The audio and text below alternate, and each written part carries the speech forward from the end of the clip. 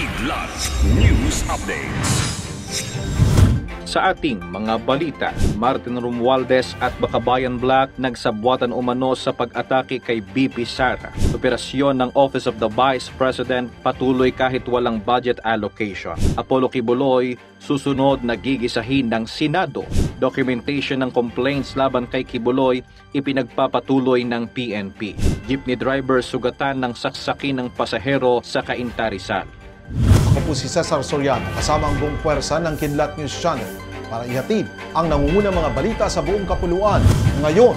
Pinaratangan ni Vice President Sara Duterte sina House Speaker Martin Romualdez at ang Bakabayan Black na umano'y nagsabwatan sa pag-atake sa kanya.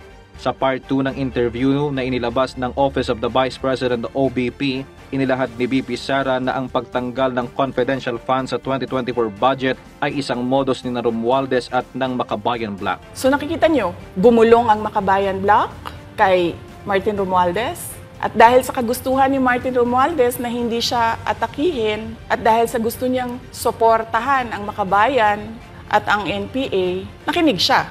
At ang ginawa niya, tanggalin yung budget. Nanindigan din si BP Sara na ang mga pangyayari sa OVP budget hearing ay bahagi pa rin ng patuloy na pag-atake sa kanya ng mga kongresista. Makikita natin na let's stick to our plan, atakihin natin ito siya. Walang kinalaman sa kanyang Office of the Vice President 2025 budget proposal, kundi lahat ay may kinalaman sa confidential funds. Meron silang plano na gamitin yon para siraan ako. At hindi lang sila tumitigil dyan. Kung makita ninyo, ngayon naman nasa DepEd budget sila ng pagsira ng pangalan ko. Kahit wala akong kinalaman doon sa mga observations ng Commission on Audit, sinasabi nila na kasalanan ni Inday Sara yan. Giti ng Vice Presidente, kayang magpatuloy ng mga operasyon ng OVP kahit walang budget allocation para sa fiscal year 2025. Narinig din namin na merong defunding, i-defund daw ang Office of the Vice President budget. Narinig din namin na posibleng piso lang ang ibigay na budget sa Office of the Vice President. Handa ako sa Office of the Vice President na magtrabaho.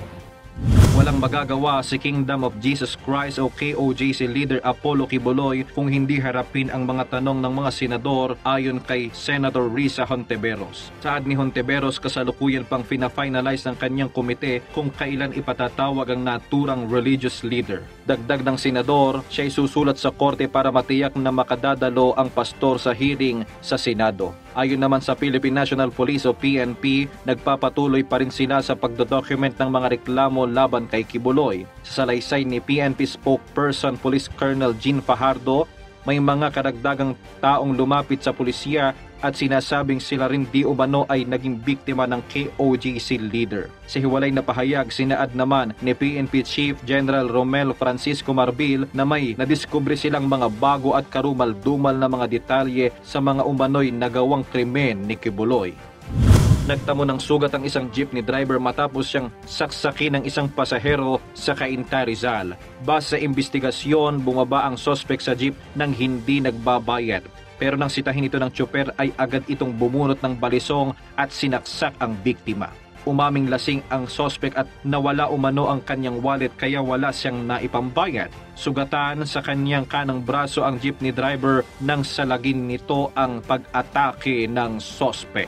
Agad namang nahuli ang sospek ng mga nagpapatrolyang pulis sa lugar.